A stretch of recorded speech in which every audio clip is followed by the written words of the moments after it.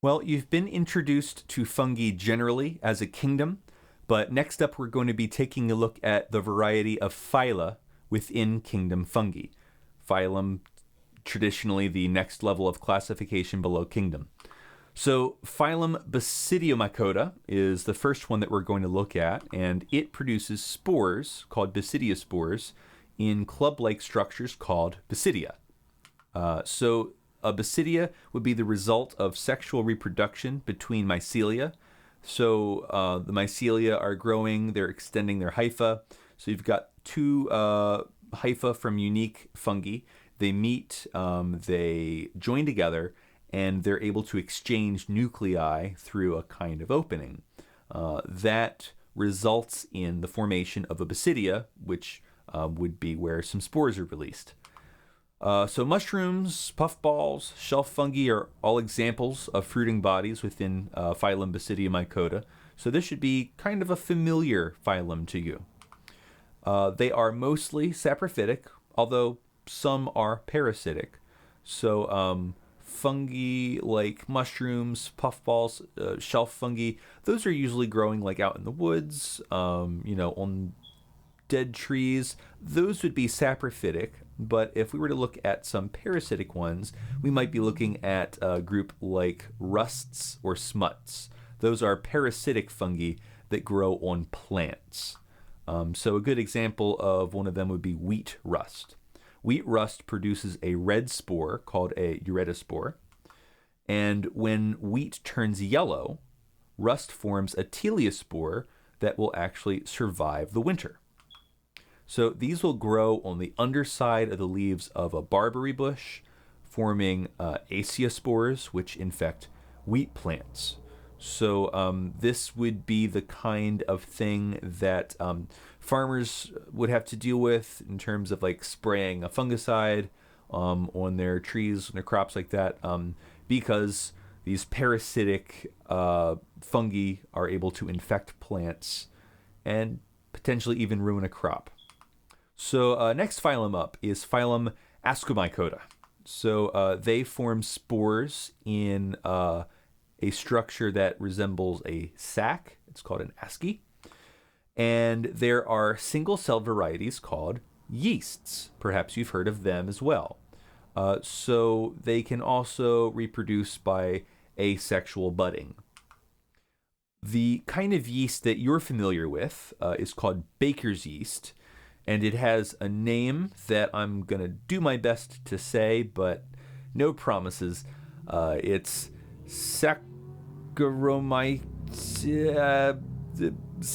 nope. Anyway, so you can just see how it's spelled and try to pronounce it yourself. So there are some edible fungi that belong to this phylum. I wouldn't recommend eating yeast by itself, but it's safe to put in food, obviously. So also in Phylum Ascomycota, we've got Claviceps purpurae, also known as ergot of rye, which can cause a disease, and Ophiostoma ulmi, heaven help me, which is called Dutch elm disease, and Cryphonectria parasitica, or chestnut blight. See, I can say the Latin words, not the normal ones, that affect trees. So far we've seen some that are familiar, even edible, and some that are unfamiliar and are harmful to plants. So next phylum up is Phylum Zygomycota. So these form spores called zygospores. Remember, Basidiomycota formed basidiospores. Now, Zygomycota is forming zygospores, so even the spores are different. And this is formed where hyphae fuse. A good example of Phylum Zygomycota would be the genus Rhizopus. And if you were to look up a picture of Zygomycota, you'd be seeing the kind of fuzzy mold that you're used to seeing on spoiled food. Right, so the next up is Phylum chytridiomycota. I'm really trying my best on that. I hope that's close. So they form spores with a flagellum, actually. They form spores with flagella. They are single-celled fungi called chytrids, and they are typically saprophytic. They feed on decaying water plants. There is one example called Chytridium endobioticum, which is a parasite, and that causes potato wart. Let's see. So far, we've seen wheat rust. We've seen a disease that affects rye and chestnut and elm trees. Potatoes, too. Man, these poor plants, they can't catch a break. So the next phylum that we're going to talk about is called Phylum Deuteromycota, also known as imperfect fungi. So here's the deal with these fungi. They've all been classified according to how they reproduce. Well, in this particular group, their form of reproduction is not classified. So this is basically the other group, the group that doesn't fit neatly according to any rules that define a larger group. So this is just the, I don't know, call it Deuteromycota. Hopefully that doesn't bother you. So one particular genus of Phylum Deuteromycota is Penicillium. That might sound familiar to you because Alexander Fleming, a scientist, noticed that blue mold in this phylum produced an antibacterial chemical. So he isolated it, he called it penicillin, and that was the first antibiotic. So we actually owe a lot to fungi in this regard. Camembert and Roquefort, I am pronouncing everything incorrectly today. They are cultured dairy products, obviously. They're cheese, and they are cultured with fungus from this phylum. Okay, this next one is just a bit tricky. This is Phylum Myxomycota. They are called slime molds. And the thing is, they grow in moist habitats on the decaying remains of living creatures, usually trees. So they'll be like growing on the surface of dead tree bark. They are saprophytic, meaning they consume the bodies of dead organisms. And in some cases, they exist as parasites on living plants. They are brightly colored, and they are slimy to the touch, though I'm not sure I would actually want to touch one. So they are usually white, red, orange, or yellow. So this is going to be the last phylum that we're going to talk about, and it's a little odd that I included it in this slide.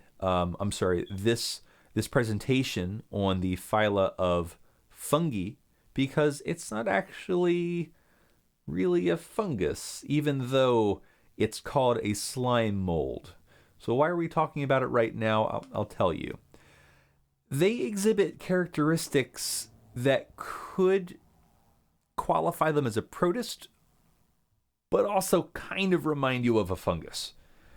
So just as a reminder, life evolved however it evolved. It didn't have a rule book. It didn't have a plan. And so we came to it after the fact, trying to classify things. Now, you might cry foul and say, this creature, this organism, it doesn't fit neatly into our categories. Well, guess what? Our categories are wrong. So depending on what we discover or what we discover about a creature that we already knew about, we might need to reconsider our categories. And in this particular instance, this thing that really seems like a fungus actually maybe isn't, and maybe it should have been in the protist section. So let's just go over a couple details about it before we close. First, they resemble a protozoa until they produce sporophores. So in their feeding stage, that's when they're eating, obviously, they exist as a mass called plasmodium. So this is not to be confused with a protist genus of the same name. There is a genus of protists called Plasmodium. This is not referring to that. This is the name of the large feeding stage mass that they have. They can move as a unit in search for food. Fungus is not supposed to move. So that's one important distinction, obviously. So when the food supply is exhausted or unfavorable conditions arise, they form sporophores. That might remind you of the endospores that bacteria form. So this thing that's called a mold, it's kind of actually a protist, but it does bacteria stuff. What is it? I don't know. It's alive. That's what it is. Some of the spores are actually even able to move independently. That's not something that a fungal spore can do. So, Phylum Myxomycota for you. Protist or fungus? Not really a fungus, more like a protist, but boy is it like a fungus, depending on how you look at it. Some of the other spores are non-modal, which actually you'd expect. Okay, well, like I said, that's the last phylum that we're going to talk about. And the next time we talk about fungi, we'll be talking about their relationships with other organisms.